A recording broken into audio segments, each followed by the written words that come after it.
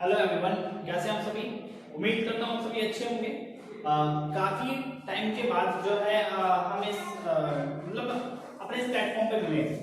ये जो टाइम है काफी बिजी रहा, काफी मतलब क्या बताएं कि लगभग काफी व्यस्त वाला टाइम है। लगभग ये 2-3 महीने जो हमारे बीते हैं, तो जिनमें हमारे पास बस इतना ही टाइम था कि हम शॉर्ट्स अपलोड कर सके और कोई दूसरी तीसरी चीज हम अपलोड कर ही नहीं सकते थे। ठीक है, तो इतने इश्यूज के बावजूद भी तो लगभग हमने अपने शॉर्ट्स ही अपलोड किए। ठीक है, बट ये था कि हम वीडियोस बना सकते थे, आपके लिए कंटेंट ला सकते थे, बट कहते हैं कि लेजीनेस होती है हमारे अंदर। लगभग वही लेजीनेस जस्ट मेरे अंदर आ गई थी। ठीक है, तो मेरे अंदर जब इतनी लेजीनेस आ गई थी तो मैं तैयार नहीं हो पाया कि भाई लगभग अपने कंटेंट को तैयार करूं एंड जस्ट आपके सामने मैं उसे प्रेजेंट करूं। ठीक है, तो जस्ट आज मैं प्रेजेंट कर रहा हूं आपके ज्योग्राफी का चैप्टर 1 क्लास 10। क्या टॉपिक है? Resource and development. ठीक है, तो लगभग आज हम इस वीडियो में आपके साथ कुछ मेन पॉइंट्स कवर करेंगे कि सबसे पहले जानेंगे कि रिसोर्स क्या होता है, एनवायरनमेंट क्या होता है, डेवलपमेंट क्या होता है, एंड अगेन देखेंगे क्लासिफिकेशन ऑफ रिसोर्स के बारे में। एंड नाउ रिसोर्स डेवलपमेंट क्यों जरूरी है, रिसोर्स प्लानिंग क्या होता है, methods of resource planning and conservation के ऊपर हम बात करेंगे। ठीक है, एंड इसके बाद जो टॉपिक बचता है land resource and soil resource के बारे में, तो उसे हम सेपरेट वीडियो में कवर करने की क्या करेंगे, कोशिश करेंगे। ठीक है, तो अब तक मुझे लगता है कि आप लोगों की तैयारी अच्छी चल रही होगी बोर्ड एग्जाम की, क्योंकि जगह रहिए भाई, डटे रहिए। ठीक है, क्योंकि टाइम जो है ना बहुत ही कम है। तो लगभग एस्टिमेट देखेंगे तो 80-85 डेज समथिंग रह चुका है। तो इसमें तो आपको अंदर से फुल्ली मोटिवेट रह के काम करना है ना भाई, तो मोटिवेट रहिए फुल। ठीक है, तो बाकी अब 1 बाय 1 हम टॉपिक देखते हैं।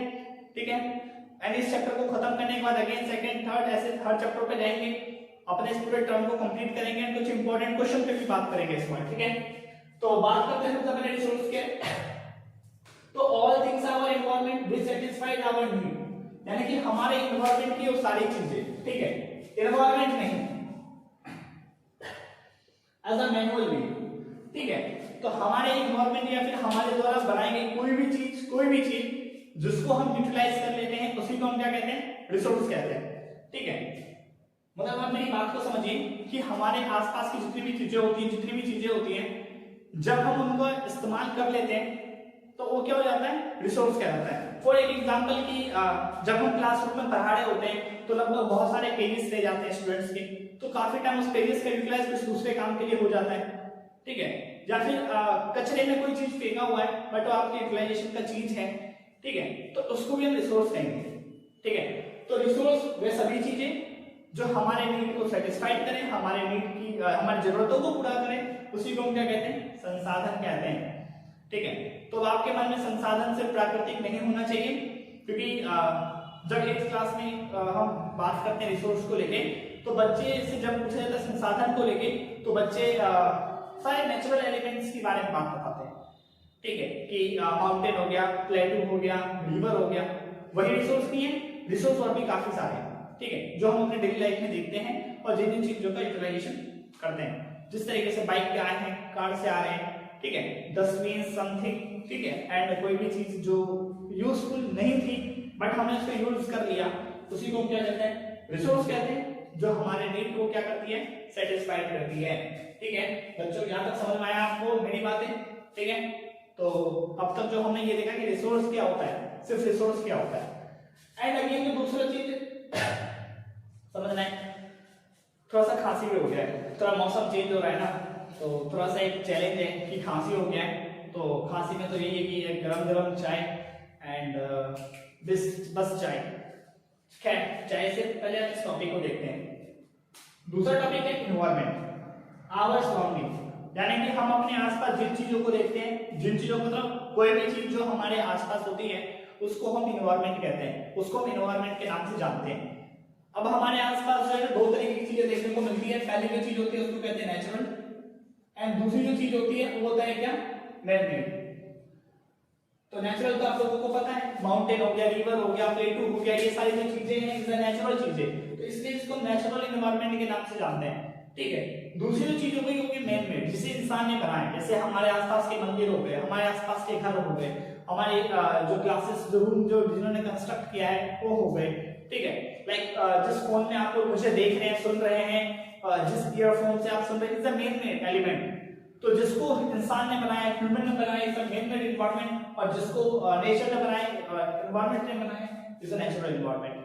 तो हम अपने आसपास लगभग दोनों तरह की चीजें देखते हैं, नेचुरल भी देखते हैं, मैन मेड भी देखते हैं। ठीक है, रिवर दिखी जाता है, कैनाल दिखी जाता है, कुछ फॉरेस्ट लाइक कुछ ट्रीज दिखी जाती हैं, हमारे द्वारा बनाई गई बिल्डिंग, सड़क, नेटवर्क, समथिंग हमें दिख जाता है। तो उसी को हम क्या कहते हैं, एनवायरनमेंट। जो भी हमारे आसपास जितनी भी चीजें होती हैं उनको हम एनवायरनमेंट के नाम से जानते हैं। ठीक है, अब बात करते हैं डेवलपमेंट की, क्योंकि आप अगर कंसंट्रेट करेंगे तो चैप्टर का नाम ही है रिसोर्स एंड डेवलपमेंट। ठीक है, तो बात करते हैं डेवलपमेंट क्या है। तो development is the positive and qualitative चीज, यानी कि जब भी किसी जगह पे सकारात्मकता देखने को मिले, ठीक है, और वहां पे गुणात्मक, ठीक है, मात्रात्मक नहीं, संख्यात्मक नहीं, लगभग वहां पे कुछ विशेषताएं आपको ज्यादा देखने को मिले उस जगह की, तो उन्हीं चीजों को हम क्या कहते हैं, डेवलपमेंट कहते हैं। तो डेवलपमेंट जो है ना हमेशा पॉजिटिव होता है। अगर मैं बात करूं कि इंडिया की जीडीपी बढ़ रही है, तो जब इंडिया की जीडीपी गिरेगी उसको डेवलपमेंट बोलेंगे, जीडीपी बढ़ेगी उसको डेवलपमेंट बोलेंगे। तो कहते हैं कि जीडीपी बढ़ेगी तो उसको डेवलपमेंट बोलेंगे। ठीक है, तो development is a positive and qualitative, quantitative नहीं, संख्या नहीं। ठीक है, गुणात्मक चाहिए, कुछ कैरेक्टरिस्टिक चाहिए, संख्या नहीं चाहिए।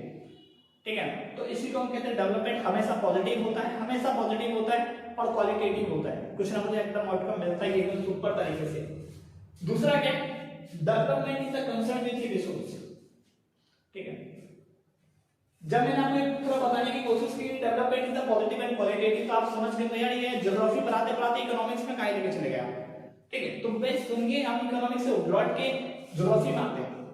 डेवलपमेंट इज टॉपिक में रिलेशन है किसके, development is the concern with resource, यानी कि डेवलपमेंट बात हो रही है किसकी, रिसोर्स की। यानी कि हमारे एक्सपेक्टेशंस इतने ज्यादा बढ़ गए हैं, लाइक हमने जितने ज्यादा मात्रा में रिसोर्स को यूटिलाइज कर लिया है, यूज करते चले गए हैं, तो आज हमें इसको कंजर्व करने की, इसको बचाने की जरूरत है। इसके साथ काफी इलाके हमारे ऐसे हैं, ठीक है, जहां पे रिसोर्स होने के बावजूद भी हमें उसके बारे में बिल्कुल भी पता नहीं। ठीक है, तो इन सभी के इसको डेवलप करना जो हमारी नीड है, हमारी जरूरत है। इसके पीछे रीजन क्या, तो हमने कहा कि ओवर पॉपुलेशन ऑटोमेटिकली बढ़ता जा रहा है, ये गॉट इट बच्चों। तो यहां तक कुछ बातें समझ में आई, यानी कि इस चैप्टर में रिसोर्स क्या है, एनवायरनमेंट क्या है एंड डेवलपमेंट क्या है। ठीक है, एंड देखो अब जो नेक्स्ट हमारा मूव है वो है क्लासिफिकेशन ऑफ रिसोर्स। तो क्लासिफिकेशन में जब हम रिसोर्स की बात करते हैं तो रिसोर्स को हम based on origin, based on exhaustible, based on ownership पे डिवाइड करते हैं, बांटते हैं। ठीक है, तो जो पहला टॉपिक है based on origin, based on exhaustible, based on ownership, तो एग्जाम में जब तुम्हारे क्वेश्चंस आते हैं तो एग्जाम में तुम्हें ये सब नहीं बताने होंगे। ठीक है, क्योंकि तुम इतने कैसे बताओगे, मुझे तो लगता ही नहीं कि सारे बता दोगे तो तुम्हें कुछ बेनिफिट मिलेगा। तो तुम दो को भी एक्सप्लेन कर सकते हो, बाकी को तो फ्लो चार्ट में बता दो, इसे ही ना अच्छा लगेगा। ठीक है, एग्जाम में को भी ऐसा फील हो जाएगा कि नहीं बच्चा जानता है बहुत कुछ है और तुम्हारा का कंटेंट भी जो है पूरा हो जाएगा। ठीक है, तो सबसे पहले बात करते हैं बेस्ड ऑन ऑरिजिन, उत्पत्ति के आधार पर। किसके आधार पर, उत्पत्ति के आधार पर। जो संसाधन होते हैं कितने प्रकार के होते हैं, बायोटिक एंड दूसरा होता है अबायोटिक। हिंदी में बोले तो जैविक और अजैविक। तो जैविक संसाधन वो होते हैं जिसमें फ्लोरा एंड फोना आते हैं, यानी कि पादप और जंतु जिसमें आता है उसको हम क्या कहते हैं, जैविक संसाधन कहते हैं, बायोटिक रिसोर्स कहते हैं। ठीक है, ये रिसोर्स ऐसे होते हैं जो टाइम टू टाइम एनवायरनमेंट में खत्म हो जाते हैं। लाइक कोई पेड़ है क्या लंबे टाइम तक रहेगा क्या, नहीं, खत्म हो जाता है, टूट गया, गिर गया, डिकम्पोज हो गया, खत्म हो गया। कोई जंतु है क्या वो लंबे टाइम तक सस्टेन करता है, नहीं, तो जब मर जाता है तो एनवायरनमेंट या सॉइल में मिल जाता है ना, तो फ्लोरा एंड फौना हो गया। दूसरा हो गया बायोटिक रिसोर्स, जैविक संसाधन, जो जंतु इस बात कर सकते हैं नॉन लिविंग थिंग्स, जैसे कि एयर हो गया, वाटर हो गया, लैंड हो गया, सॉइल हो गया, तो इनको अबायोटिक रिसोर्स के अंदर में रखा गया है और इनका भी यूजेस हमारे डेली लाइफ में बहुत ही ज्यादा है। विदाउट एयर कुछ नहीं कर सकते, विदाउट वाटर हम कुछ नहीं कर सकते। ठीक है ना, उसके बाद बेस्ड ऑन एग्जिस्टेबल यानी कि समाप्यता के आधार पर, किसके आधार पर, समाप्यता के आधार पर संसाधनों को रिन्यूएबल एंड नॉन रिन्यूएबल में विभाजित किया गया है। तो जो पहला आता है नवीकरणीय संसाधन, तो नवीकरणीय संसाधन कौन से संसाधन होते हैं, वे संसाधन जो हमेशा नए होते रहते हैं ना कि पुराने, जैसे कि पवन ऊर्जा हमेशा नया होता रहता है, सूर्य ऊर्जा हमेशा नया होता रहता है, ज्वार ऊर्जा टाइडल एनर्जी हमेशा नया होता रहता है, ये नहीं कि कभी ये पुराना हो जाता है, नहीं, हमेशा जो नया होता रहता है उसको हम रिन्यूएबल रिसोर्स कहते हैं। और रिन्यूएबल रिसोर्स का ये एक्स्ट्रा बेनिफिट है हमारे लिए कि ये एनवायरनमेंट को कुछ भी नुकसान नहीं पहुंचाता, ये हमेशा एनवायरनमेंट में पॉजिटिविटी लेके आता है। पर्यावरण हितैषी है, ना कि पर्यावरण को दुखी कर देता है। पर्यावरण के हित के बारे में सोचता है रिन्यूएबल रिसोर्स, तो हम क्यों नहीं सोचते भाई, हमें भी सोचना चाहिए, ठीक है। सेकंड होता है हमारा नॉन रिन्यूएबल रिसोर्स, अनरिकवरेबल संसाधन जो नए नहीं होते रहते, पहले ही से ही हैं और टाइम टू टाइम खत्म ही होता जा रहा है। रीजन क्या, हमारे यूजेस ज्यादा बढ़ चुके हैं। इनमें क्या होता है, कोयला, पेट्रोलियम एंड गैसेस, ठीक है। कोयला का यूटिलाइजेशन बहुत ज्यादा होता है। पेट्रोलियम आप एक दूसरे को लेके घुमा ही रहे हो, ठीक है। आपने किसी को बिठाया, 2 मिनट चल रहे हैं, चलो भाई चलो बैठो, कहाँ जा रही हो, आइए बैठिए चलिए, like something this type of बातें। और ज्यादा से ज्यादा हम क्या यूज कर रहे हैं, पेट्रोलियम को यूज कर रहे हैं। गैसेस का यूटिलाइजेशन टाइम टू टाइम बढ़ता जा रहा है, रीजन पॉपुलेशन बढ़ती जा रही है, ठीक है। तो नॉन रिन्यूएबल रिसोर्स जो नए नहीं होते रहते, पुराने ही रहते हैं, उसी का यूटिलाइजेशन बार बार होता रहता है। क्लियर। अब बात कर लेते हैं बेस्ड ऑन ऑनरशिप, ठीक है।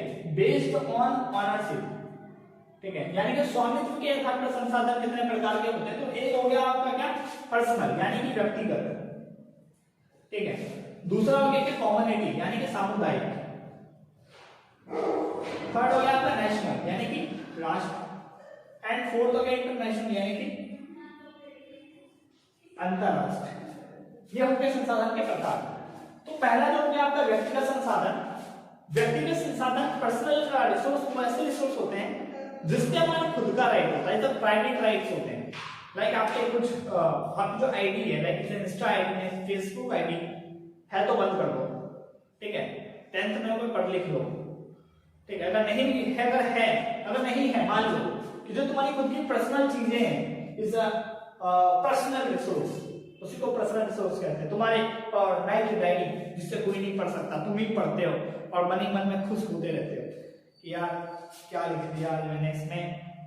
किसी की यादें आ जाती होंगी तो किसी को याद करते होंगे, तो ये जितनी भी बातें हैं जो तुम्हारी खुद की personal thing, personal resource, personal चीजें हैं, उन्हें पर्सनल रिसोर्स में रखते हैं। दूसरा है कम्युनिटी, जिसपे पूरे कम्युनिटी का राइट्स होता है। पूरे कम्युनिटी का, समुदाय का। लाइक कोई बस है, उस बस में क्या पर्टिकुलर कोई एक व्यक्ति सफर करेगा क्या, नहीं, सब।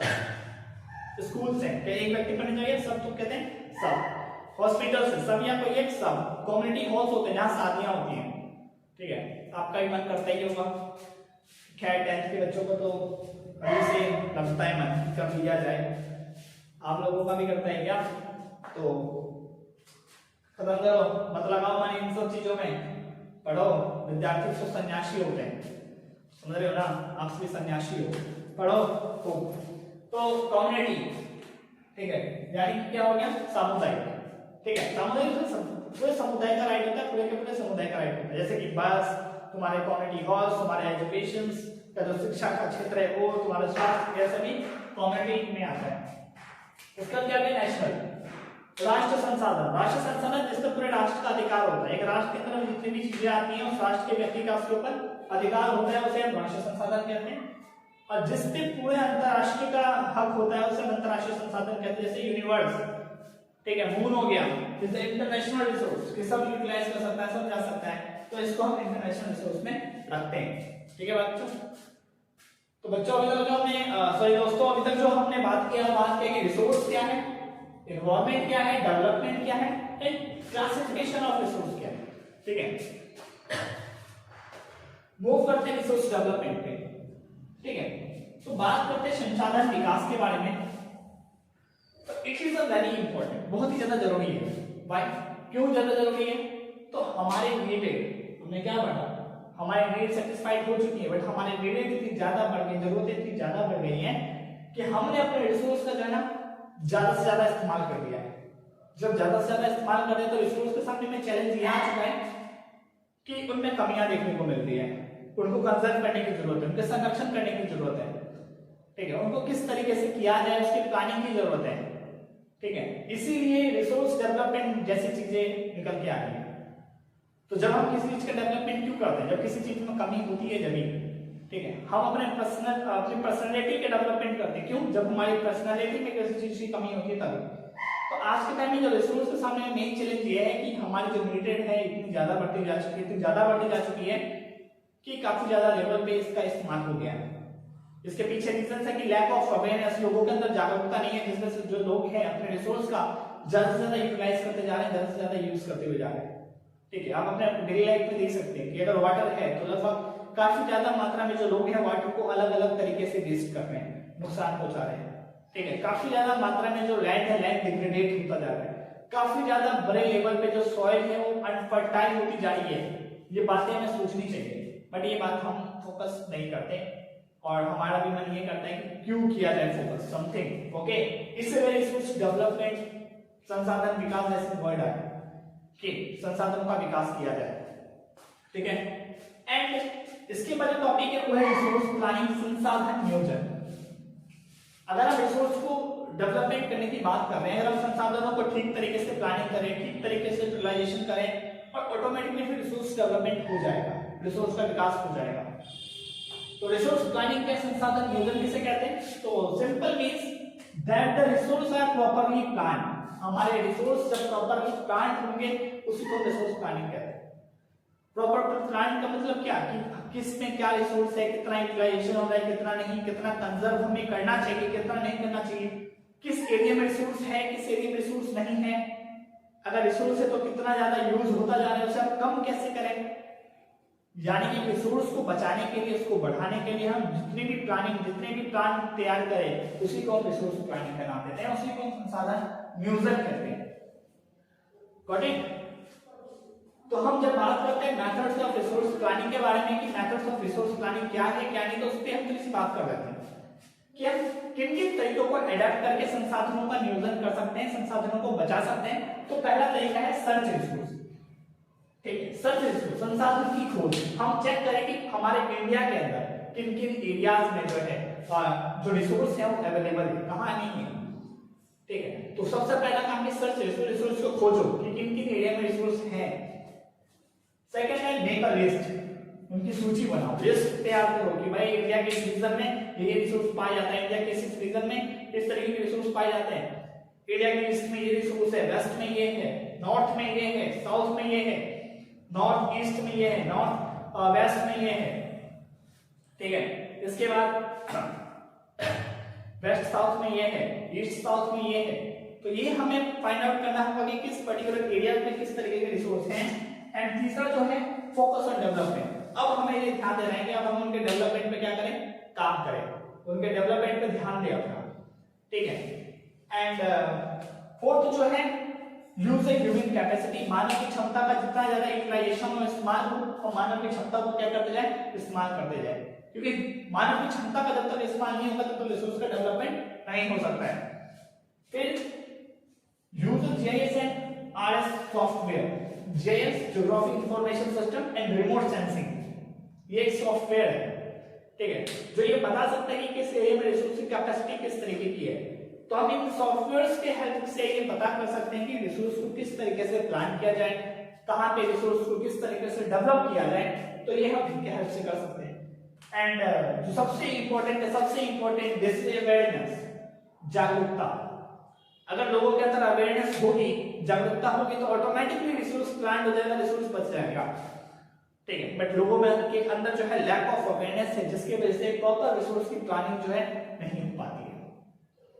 ओके, तो ये पॉइंट्स है कि मेथड्स ऑफ रिसोर्स प्लानिंग, कि आप सर्च करें रिसोर्स को, आप लिस्ट करें रिसोर्स को, फोकस करें आप डेवलपमेंट पे, यूज करें ह्यूमन की कैपेसिटी को, ठीक है, यूज करें जो सॉफ्टवेयर है उनको, एंड जो मेन इंपॉर्टेंट है अवेयरनेस, लोगों के अंदर जागरूकता लेके आए। जब लोगों के अंदर अवेयरनेस आएगा तो ऑटोमेटिकली रिसोर्स बचेंगे, प्लान होगा। ठीक है ना? तो अब जो बात कर लेते हैं वो है संरक्षण। तो यहां तक समझ में आया मैंने कितनी बातों आपके साथ डिस्कशन किया। तो जब हम संसाधन के संरक्षण की बात करते हैं तो संसाधन का संरक्षण कैसे होगा, संसाधनों का बचाव किस तरीके से होगा। तो सबसे पहला तरीका है अवेयरनेस। लोग शिक्षित होंगे, लोग जागरूक होंगे तो रिसोर्स बचेगा। दूसरा है मिनिमम यूज, कम से कम हम रिसोर्स का यूटिलाइजेशन करते जाए, मिनिमम यूज, कम से कम उपयोग, बचेगा resource. Sustainable development next video में कवर करेंगे कि सस्टेनेबल डेवलपमेंट क्या है, कहां से आया, इन सब के बारे में। तो सस्टेनेबल की बात करें, अपने आने वाली पीढ़ी के बारे में बात करें कि जिस रिसोर्स को आज हम यूज करते हुए जा रहे हैं कि वो हमारी पीढ़ी के लिए बचेगा कि नहीं बचेगा। क्या वो हमारा जनरेशन हमें बोलेगा कि पेट्रोल का फोटो दिखाओ तो हम गूगल करें कि भाई पेट्रोल इमेजेस, तो पेट्रोल के इमेजेस आएंगे, हम अपने जनरेशन को दिखाएंगे दिस ये है पेट्रोल, इसे कहते हैं पेट्रोल। तो ऐसा ना हो, भविष्य के बारे में सोचो। फोकस ऑन डेवलपमेंट, कौन सा डेवलपमेंट, देश का डेवलपमेंट हो रहा है, प्रॉपर्टी में हो रहा है। फोकस ऑन रिसोर्स डेवलपमेंट, संसाधन के डेवलपमेंट पे अपना फोकस करें, कंसंट्रेट करें। फिफ्थ जो है रिन्यूएबल रिसोर्स, नवीकरणीय संसाधनों का उपयोग जितने बड़े लेवल पे होगा, जितने बड़े लेवल पे होगा रिसोर्स का कंजर्वेशन उतना ही ज्यादा होगा, क्योंकि रिन्यूएबल रिसोर्स जो है कभी खत्म नहीं होते, ठीक है, वो लगभग बने रहते हैं। तो इसलिए उनकी अपनी अलग कैरेक्टरिस्टिक है। तो हम हर जगह रिन्यूएबल रिसोर्स को प्रमोट करें, तब जाके हमारे नॉन रिन्यूएबल रिसोर्स जो बचेंगे और रिसोर्स का कंजर्वेशन होगा, ठीक है। तो इसमें जो हमारा आज का डिस्कशन था वो टॉपिक, सबसे पहले हमने डिस्कस किया कि रिसोर्स की मीनिंग क्या होती है, क्या होता है रिसोर्स, ठीक है। जब हमारे मन में एक अंडरस्टैंडिंग बन गई रिसोर्स को लेके, तो नाउ हमने सेकंड जाना है एनवायरनमेंट के बारे में कि एनवायरनमेंट क्या होता है, ठीक है। जस्ट फिर हमने इस चैप्टर का बेस जाना कि डेवलपमेंट का क्या मतलब है, डेवलपमेंट क्या क्या बताना चाह रहा है डेवलपमेंट। तो जब हमने डेवलपमेंट की अंडरस्टैंडिंग कर ली, तो अब हमें ये समझना था क्लासिफिकेशन ऑफ रिसोर्स, कि रिसोर्स को किन किन हिस्सों में डिवाइड किया गया है, बांटा गया है, ठीक है। एंड अगेन कि रिसोर्स का डेवलपमेंट जो है, क्यों जरूरत पड़ी रिसोर्स की डेवलपमेंट करने की और कैसे डेवलपमेंट किया जा सकता है, रिसोर्स प्लानिंग संसाधन नियोजन होता क्या है, and methods of resource planning, किन कौन से मेथड्स हम अडॉप्ट करके रिसोर्स की प्लानिंग कर सकते हैं। And last very important point कि हम किस तरीके से संसाधनों का क्या करें, संरक्षण करें, ठीक है। तो आज के लिए मुझे लगता है कि इतना काफी है आपके लिए, इतने को देखिए, समझिए और हमारे इस चैनल से जुड़े रहिए, ठीक है। नेक्स्ट इसका पार्ट 2 है, मैं आपके लिए जल्द लेके आऊंगा। और अभी फिलहाल हम अपडेट हैं, तो लगभग अब हमारे कंटेंट आपको मिलते रहेंगे, okay. So bye bye and take care, पढ़ते रहिए, बढ़ते रहिए।